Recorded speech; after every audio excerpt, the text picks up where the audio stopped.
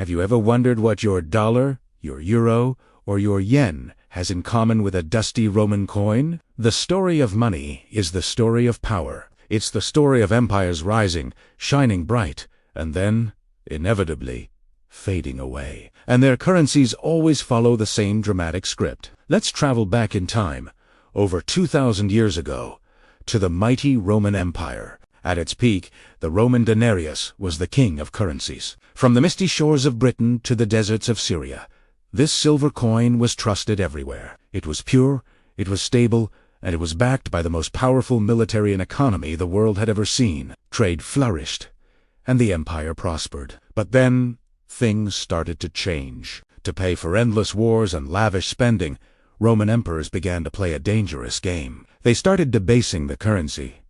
Mixing less silver with cheaper metals like copper, a coin that was once nearly pure silver eventually became little more than a silver-washed piece of junk. People lost faith. Why accept a coin today that would be worthless tomorrow? Inflation skyrocketed, trade collapsed, and the economic chaos helped tear the once unbeatable empire apart. The denarius, once a symbol of power, became a relic of a fallen giant. Fast forward a few centuries, and we see the same story play out again and again. The Byzantine Empire's solidus, the Spanish pieces of eight that dominated global trade for centuries. And later, the British pound sterling during the age of the empire on which the sun never sets.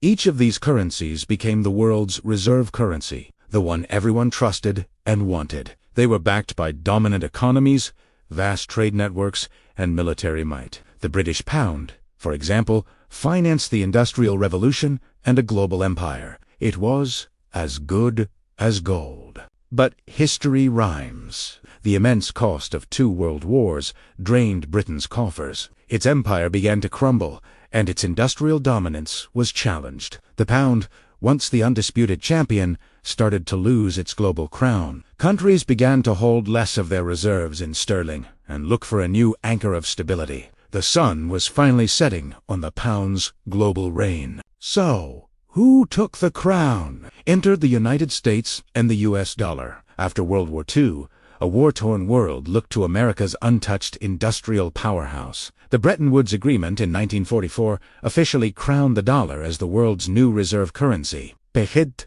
to gold. Even after that gold standard was abandoned in 1971, the dollar's dominance continued, backed by the sheer size of the U.S. economy, its political stability, and its military power. Today, most international trade, from oil to coffee, is priced in dollars. But as we've seen, no empire and no currency rules forever. The U.S. is facing enormous national debt, rising global competition, and a changing geopolitical landscape. Could we be witnessing the early chapters of the dollar's own slow decline? Will a new currency, or perhaps a collection of currencies, rise to take its place? The story is still being written. The rise and fall of currencies is more than just economics. It's a powerful lesson from history. It tells us that trust is the most valuable commodity of all.